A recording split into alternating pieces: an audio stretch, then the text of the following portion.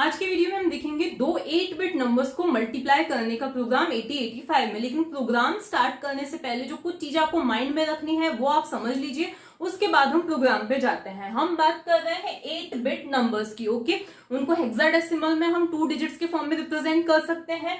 जैसे सबसे छोटा जो 8 बिट नंबर होगा वो क्या होगा, 00 इन हेक्साडेसिमल। इसको हम बाइनरी में किस वे में लिख सकते हैं, 00000000। तो ये हो जाएगा हमारा बाइनरी, देखो 8 बिट फॉर्म में।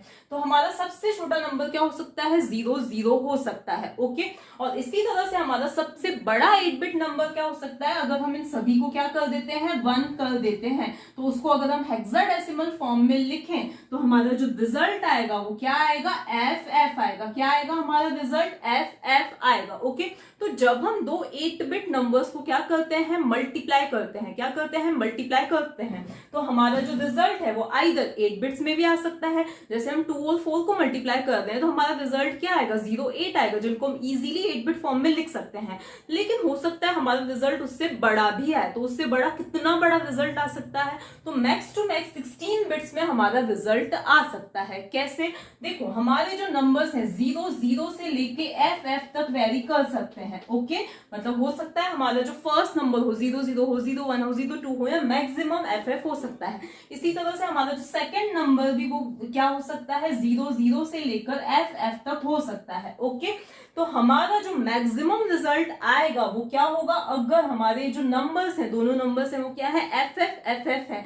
तो हमारा जो मैक्सिमम नंबर है दो 8 बिट नंबर्स को मल्टीप्लाई करने पर वो क्या आ सकता है, FE01 आ सकता है। अगर हमारा फर्स्ट नंबर FF है, सेकंड नंबर FF है, तो इन दोनों को हम मल्टीप्लाई करते हैं तो हमारा रिजल्ट क्या आएगा, FE01 आएगा, जिसको हम इजीली 16 बिट्स में क्या कर सकते हैं, स्टोर कर सकते हैं। देखो ये भी 4 4 4 4, तो 16 बिट्स में हम इजीली स्टोर कर सकते हैं। तो हमने पहली चीज क्या देखी कि जब हम दो 8 बिट नंबर्स को मल्टीप्लाई करते हैं तो हमारा रिजल्ट 16 बिट्स का भी आ सकता है। तो ये चीज हमें क्या रखनी है, ध्यान रखनी है, क्या कि रिजल्ट जो है 16 बिट्स का आ सकता है। ओके, सेकेंड चीज जो हमें ध्यान रखनी है वो ये रखनी है कि देखो आप चाहे कोई सा भी, मैं जो प्रोग्राम बनवा रही हूँ वो वाला बनाओ, या आप कोई सा भी प्रोग्राम और दूसरा भी नेट पे से सर्च करके कोई सा भी बनाओ, आपको चेक करना है कि अगर हम दोनों में से एक भी नंबर अगर हम 0 देते हैं तो हमारा रिजल्ट भी क्या आना चाहिए, 0 आना चाहिए। क्योंकि आपको पता है मल्टीप्लीकेशन में एक भी नंबर 0 है तो एक भी ऑपरेंड 0 है तो हमारा रिजल्ट क्या आता है, 0 आता है। तो इस चीज का आपको ध्यान रखना है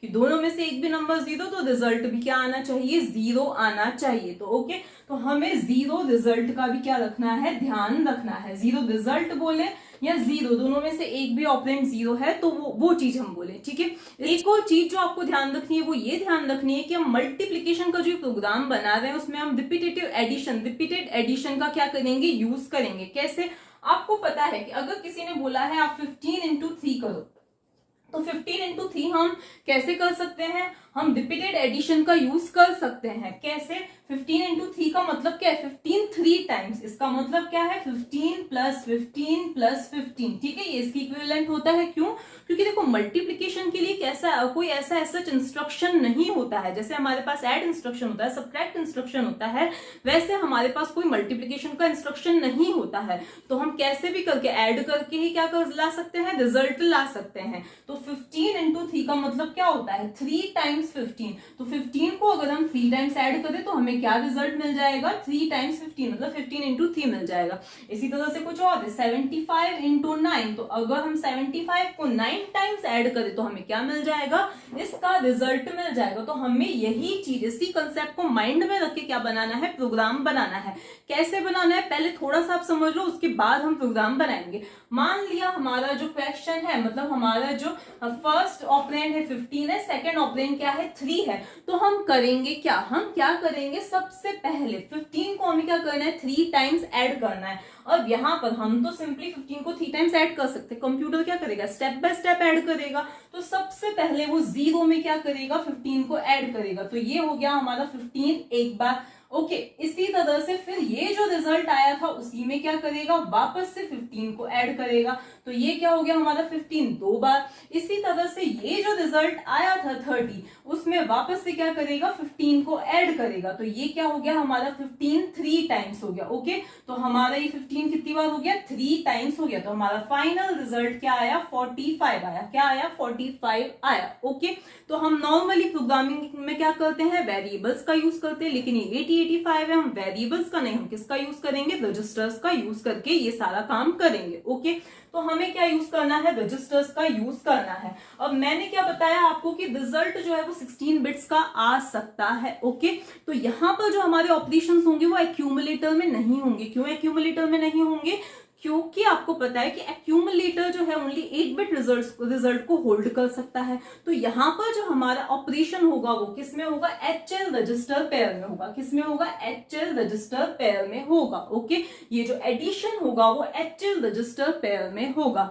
अब देखो, अगर हम नॉर्मल ऐड इंस्ट्रक्शन का यूज करते हैं तो नॉर्मल ऐड इंस्ट्रक्शन क्या करता है, एक रजिस्टर के कंटेंट्स को दूसरे रजिस्टर में ऐड करता है, मतलब 8 बिट कंटेंट्स को ही ऐड कर सकता है। लेकिन यहाँ पे हमें क्या करना है, रिजल्ट 16 बिट्स का चाहिए। इसका मतलब हमारा एडिशन जो है वो भी क्या होना चाहिए, 16 बिट्स का एडिशन होना चाहिए। तो अब हमारा जो इंस्ट्रक्शन हम यूज करेंगे एडिशन के लिए वो क्या होगा, DAD। कौन सा इंस्ट्रक्शन हम यूज करेंगे, DAD, that is double addition, जो कि क्या करता है 16 बिट में एडिशन परफॉर्म करता है। ओके, इसका फॉर्मेट क्या होता है पहले मैं आपको बता। अब ये DAD इंस्ट्रक्शन किस तरह से लिखा जाता है, देखो DAD और यहाँ पे हमें देना होता है रजिस्टर पेयर। क्या देना होता है, रजिस्टर पेयर का नाम देना होता है। देखो जैसे हमने लिख दिया DAD और फिर यहाँ पे लिख दिया मैंने B, इसका मतलब मैं किसकी बात कर रही हूँ, BC रजिस्टर पेयर की। यहाँ पे मैंने लिख दिया D, इसका मतलब मैं किसकी बात कर रही हूँ, DE रजिस्टर पेयर की।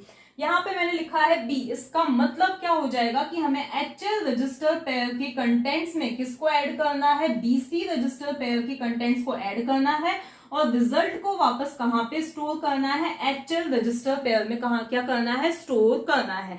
जैसे ऐड सब्ट्रैक्ट इंस्ट्रक्शन में क्या अंडरस्टूड होता है, एक्यूमुलेटर। ए अंडरस्टूड होता है कि एक ऑपरेंड कहां से आएगा, एक्यूमुलेटर से आएगा। यहां पर हमारा एक ऑपरेंड कहां से आता है, HL रजिस्टर पेयर में से आता है। तो आपको याद क्या रखना है कि हमारा क्योंकि रिजल्ट 16 बिट्स का आ सकता है अगर हमारे ऑपरेंड्स बड़े हों, तो यहां पर हमें इंस्ट्रक्शन भी एडिशन के लिए, क्योंकि यहाँ पे हो क्या रहा है, एडिशन ही हो रहा है, तो एडिशन के लिए हमारा इंस्ट्रक्शन भी कौन सा यूज होगा, डबल ऐड यूज होगा। तो हमें किन किन रजिस्टर की जरूरत पड़ेगी, अब हमें रजिस्टर पेयर की जरूरत पड़ेगी। ओके, एक तो हमें HL रजिस्टर पेयर की कंपल्सरीली जरूरत पड़ेगी ही, जिसमें जो रिजल्ट है वो ऐड होके क्या होता जाएगा, एक्यूमुलेट कलेक्ट होता जाएगा। ओके, तो पहले हम क्या करेंगे, HL रजिस्टर में 0 0 रखेंगे और उसमें हमारा जो भी है, सपोज 15 है तो उसको हम ऐड कर देंगे। फिर इसी में वापस से हम 15 को ऐड करेंगे और फिर हम इसी तरह से इस 15 को जितनी बार भी करना है हम ऐड करते जाएंगे और हमारा रिजल्ट HL रजिस्टर पेयर में आता जाएगा। इसको मैं अच्छी तरह से विद एग्जांपल समझाऊंगी। अभी आपको सिर्फ ये याद रखना है कि एक हमारा DAD इंस्ट्रक्शन होगा और हमें क्या करना है, इसमें HL रजिस्टर पेयर का यूज करना है। फर्स्ट थिंग ये क्लियर हो गई। अब हम प्रोग्राम लिखना स्टार्ट करते हैं। तो देखो यहाँ पे मैं अज्यूम करके चलती हूँ कि मेरा जो फर्स्ट ऑपरेंड है वो कहाँ पे 0 1 0 0 पे है, सेकेंड ऑपरेंड 0 1 0 1 मेमोरी की इस लोकेशन पे है, एक ऑपरेंड 0 2 इन हेक्साडेसिमल है, दूसरा ऑपरेंड क्या है 0 3। आप कोई से भी ऑपरेंड ले सकते हो। ओके, मैंने ये ले लिया, आप कुछ भी ले सकते हो। ठीक है, तो ये मेरे दो ऑपरेंड्स हैं। इसके बाद क्योंकि रिजल्ट जो यहाँ पे तो छोटे नंबर से, तो ऑब्वियसली 8 बिट्स में ही मेरा रिजल्ट आ जाएगा, एक ही लोकेशन पे स्टोर हो जाएगा। लेकिन मैं क्या चाहती हूँ कि मेरा रिजल्ट क्योंकि 16 बिट्स का भी हो सकता है, तो मैं इन दो लोकेशन पे क्या करना चाहती हूँ, स्टोर रिजल्ट करना चाहती हूँ। क्योंकि एक लोकेशन की साइज क्या होती है, 8 बिट से होती है, तो मुझे दो लोकेशन चाहिए रिजल्ट को स्टोर करने के लिए। ठीक है, तो ये तो हो गया मेमोरी का सीन। इसके बाद में अब देखो ध्यान रखो, मैं जो मेरा एक ऑपरेंड है वो कहां पे चाहती हूँ, DE रजिस्टर पेयर में क्या आ जाए, मेरा एक ऑपरेंड। रजिस्टर पेयर को यूज कर रही हूँ क्योंकि रिजल्ट जो है 16 बिट्स का आ सकता है, तो मुझे एडिशन भी उसी के अकॉर्डिंग करना है। तो एक ऑपरेंड में कहां पे चाहती हूँ, DE रजिस्टर पेयर में आ जाए, और दूसरा ऑपरेंड जो है वो मेरा कहां पे आ जाना चाहिए, एक्यूमुलेटर के अंदर आ जाना चाहिए। और मेरा जो रिजल्ट है वो कहां पे स्टोर होना चाहिए, HL रजिस्टर पेयर में स्टोर होना चाहिए। तो पहले हम क्या करते हैं, जो कंटेंट्स है मेरे जो ऑपरेंड्स है उनको फैच करके लाते हैं। देखो मैं क्या चाहती हूँ कि 0 2 कहां पे आना चाहिए, DE रजिस्टर पेयर में। अब इस चीज का ध्यान रखना, यहाँ पे सबको कंफ्यूजन हो जाता है। यहाँ पर मेरा क्या स्टोर होगा, डी में 0 0 ही स्टोर होगा। क्यों? क्योंकि हमारा जो ऑपरेंड है वो 8 बिट्स का ही है, तो वो 8 बिट्स इस ई के अंदर इजीली बैठ सकती हैं, उसको डी की जरूरत नहीं पड़ेगी। ओके, तो डी में तो क्या रहेगा, मेरा 0 0 ही रहेगा। ई में क्या आ जाएगा, मेरा ये वाला जो ऑपरेंड है वो उठ के आ जाएगा। ओके, एक्यूमुलेटर में मेरा दूसरा जो ऑपरेंड है वो उठकर आ जाएगा। ओके, अब आपको लगेगा कि एक्यूमुलेटर तो 8 बिट्स ही स्टोर कर सकता है, तो ऑब्वियसली मेरा जो ऑपरेंड है वो भी तो 8 बिट्स का ही है। एक्यूमुलेटर सिर्फ ये ध्यान रखने के लिए है कि मुझे कितनी बार ये एडिशन परफॉर्म करना है। अगर इसकी वैल्यू 3 है, इसका मतलब मुझे 3 बार ये एडिशन परफॉर्म करना है। अगर इसकी वैल्यू 10 है, इसका मतलब मुझे 10 बार ये वाला एडिशन परफॉर्म करना है, 2 को ऐड करते जाना है। ठीक है, अभी आपको ये पूरा की पूरा कंसेप्ट क्लियर हो जाएगा। तो पहले हम क्या करें, हमारे फर्स्ट ऑपरेंड को लेके आए। ठीक है, तो अब हम क्या करेंगे, कौन से इंस्ट्रक्शन का यूज करेंगे, LXI इंस्ट्रक्शन का यूज करेंगे। क्यों LXI का यूज करेंगे, देखो हमने क्या लिखा, LXI एज, और मेरा जो फर्स्ट ऑपरेंड कहां पर है, 0 1 0 0 लोकेशन पे है, तो मैं HL रजिस्टर पेयर के अंदर क्या डाल दूंगी, 0 1 0 0। ऐसा मैंने क्यों किया, अभी आपको क्लियर हो जाएगा। पहले क्या हो जाएगा, HL रजिस्टर पेयर में क्या आ जाएगा, 0 1 0 0 आ जाएगा। क्यों?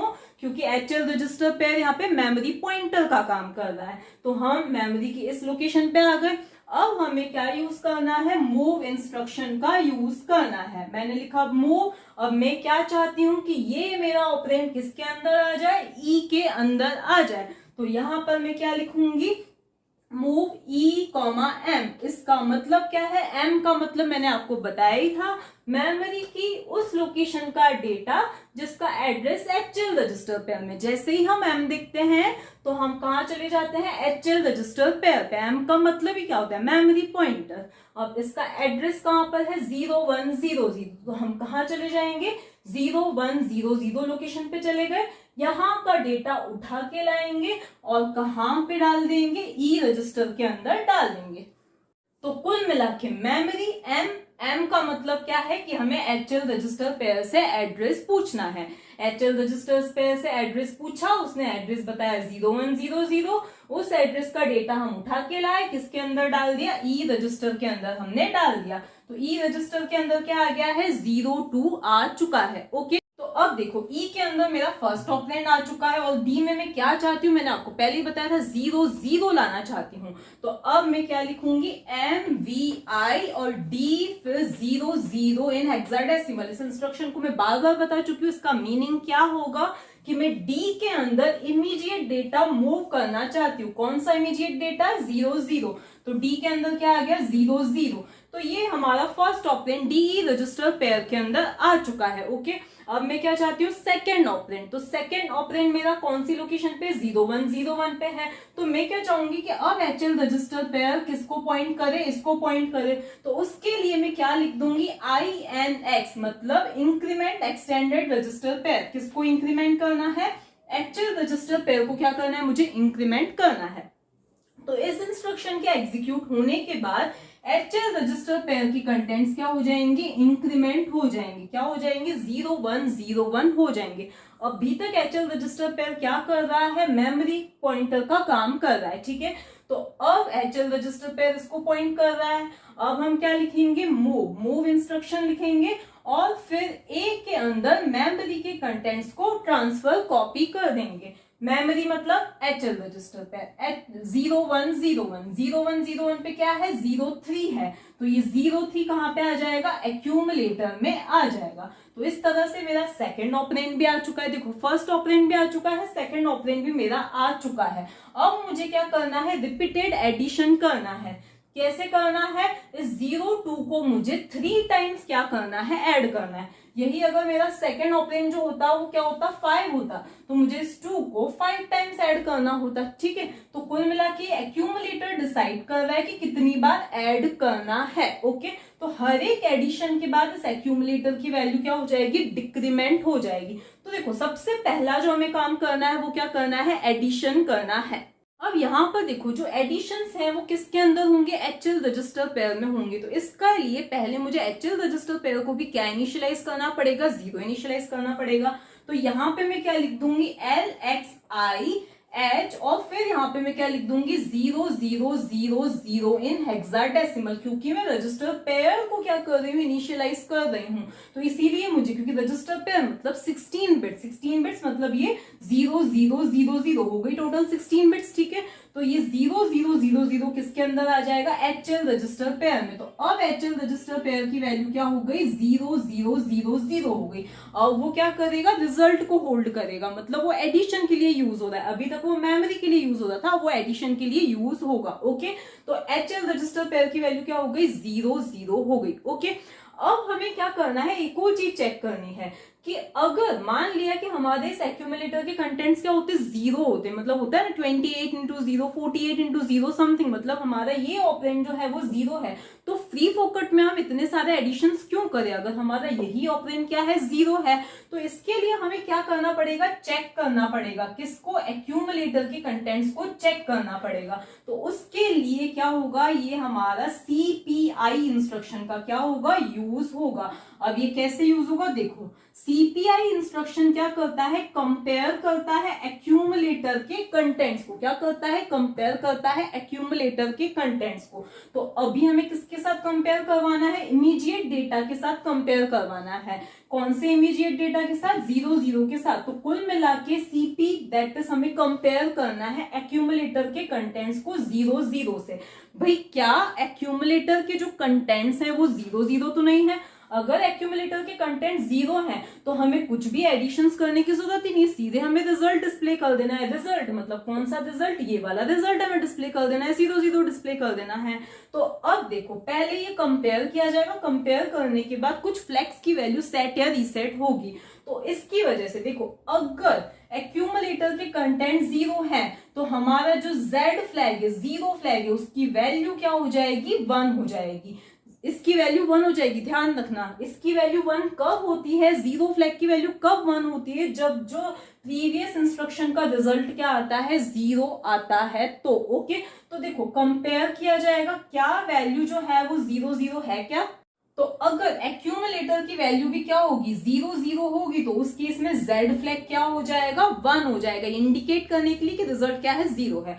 अगर इसकी वैल्यू क्या है, 0 थी, मतलब यहाँ पे अभी क्या है, 0 थी, मतलब कोई भी नॉन जीरो वैल्यू है, तो उस केस में Z फ्लैग की वैल्यू क्या हो जाएगी, 0, ये इंडिकेट करने के लिए कि नॉन जीरो रिजल्ट है। ठीक है, तो अगर हमारा रिजल्ट क्या होता है, 0 आता है, ठीक है, तो हम कहां पे जंप कर जाए, हम सीधे रिजल्ट डिस्प्ले करने पे क्या कर जाए, जंप कर जाए। ओके, अगर हमारा ये रिजल्ट 0 आता है, एक्यूमुलेटर की वैल्यू 0 है, तो उस केस में हमें सीधे रिजल्ट को डिस्प्ले कर देना है। तो अभी मैं यहाँ पे एक चीज लिख देती हूँ, मैं बाद में उस चीज को समझा दूंगी। तो यहाँ पे मैंने क्या लिख दिया, DISP, आप कुछ भी नाम दे सकते हो, मतलब मुझे सीधे अब रिजल्ट को डिस्प्ले करवाना है। देखो इसका मतलब क्या है, जंप इफ 0, मतलब अगर 0 है तो हमें कहां पे जंप करना है, सीधे डिस्प्ले पे जंप करना है, हमें कोई एडिशंस परफॉर्म नहीं करना है। ठीक है, लेकिन अगर ऐसा नहीं है तो हमें जंप नहीं करना है, हमें अब एडिशंस परफॉर्म करने हैं, हमें कुछ और इंस्ट्रक्शंस को एग्जीक्यूट करना है। वो कौन से इंस्ट्रक्शंस हैं, मैं यहाँ पे लिख देती हूँ। सबसे पहले हमें क्या करना है, ऐड करना है, और ऐड करने के लिए मैंने जो इंस्ट्रक्शन बोला वो क्या है, DAD है। कैसे एग्जीक्यूट होगा अभी मैं आपको बता दूंगी। ठीक है, इसके बाद मुझे क्या करना है, इसकी वैल्यू को डिक्रीमेंट करना है। ठीक है, क्या करना है, डिक्रीमेंट करना है। तो मैं क्या लिखूंगी, DCRA, मतलब मुझे A के कंटेंट्स को क्या करना है, डिक्रीमेंट करना है। ओके, उसके बाद मुझे क्या करना है, देखो इवेंचुअली ऐसा होगा कि A डिक्रीमेंट हो के 0 हो जाएगा, लेकिन अगर 0 नहीं हो रहा है तो मुझे वापस से यही काम करना है। तो ये वाले जो काम है, ऐड करना डिक्रीमेंट करना, ऐड करना डिक्रीमेंट करना, ये मुझे बार बार करना है। ठीक है, तो इसलिए मैं इस चीज का, इस वाली चीज का नाम क्या दे देती हूँ, लूप दे देती हूँ। आप कुछ भी इसका नाम दे सकते हो, क्यों, क्योंकि मुझे ये वाला जो काम है ये बार बार रिपीटेडली करना है। ओके, तो यहां पर मैं एक चीज लिखूंगी, जंप इफ नॉट 0, मुझे अगर इस A की वैल्यू 0 नहीं है तो मुझे कहां जंप करना है, वापस से लूप पे जंप करना है। ओके, इसके बाद में देखो जब ये पूरे एडिशंस परफॉर्म हो जाएंगे उसके बाद मुझे रिजल्ट को क्या करना है, डिस्प्ले करना है। ओके,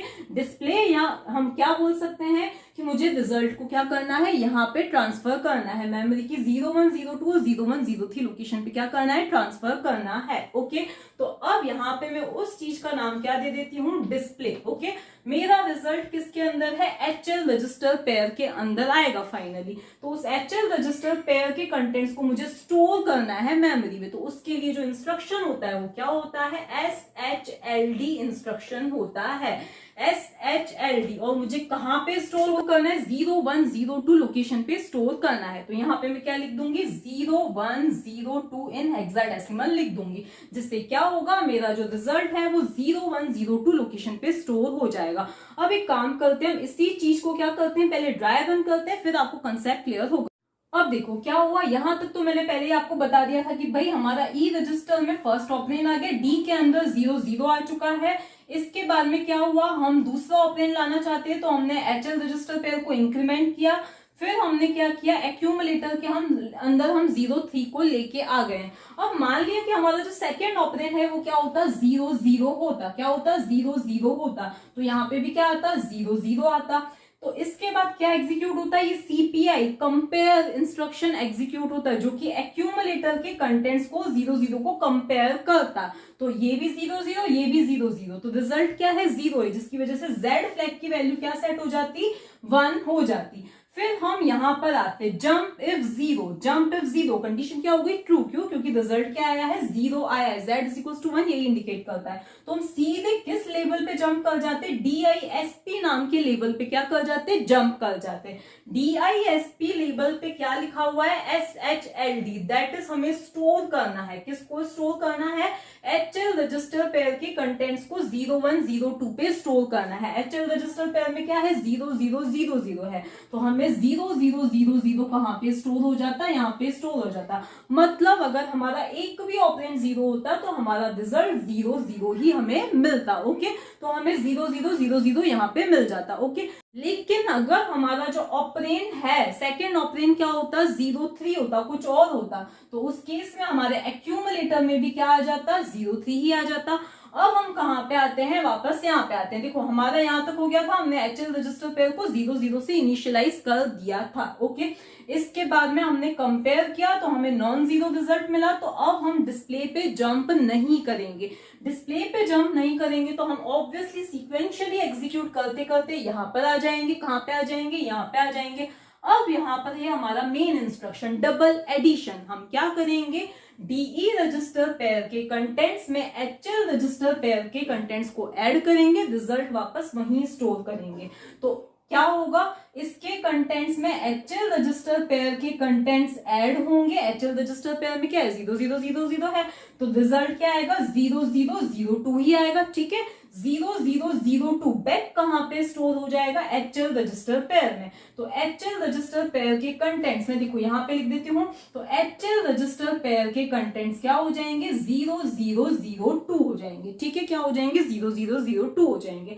अब हम क्या करेंगे, ए रजिस्टर के कंटेंट्स को डिक्रीमेंट करेंगे। क्या करेंगे, डिक्रीमेंट करेंगे। एक तरह से हम यहाँ पे क्या चला रहे हैं, लूप चला रहे हैं। 3 से लेकर 0 तक ये चलेगा। 3 2 1 जैसे ही 0 हो जाएगा हम बाहर आ जाएंगे। ओके, क्यों, क्योंकि हमें 3 बार करना है। अगर ये 10 टाइम्स होगा तो 10 9 8 7 6 5 4 3 2 1 जैसे 0 हम बाहर आ जाएंगे। इसीलिए हम इस वैल्यू को क्या कर रहे हैं, डिक्रीमेंट कर रहे हैं। ठीक है, तो ये हो गया। इसके बाद डिक्रीमेंट हो गया ए। फिर हम चेक करेंगे jump if not zero loop, मतलब अगर जो रिजल्ट है वो नॉन जीरो है तो हम वापस क्या करें, यही एडिशंस करें। क्यों, क्योंकि जैसे ही इसकी वैल्यू 0 हो जाती है तो हमें वापस कहाँ आ जाना है, नीचे आ जाना है। लेकिन अगर इसकी वैल्यू नॉन जीरो है, इसका मतलब हमें वापस से एडिशन करना है।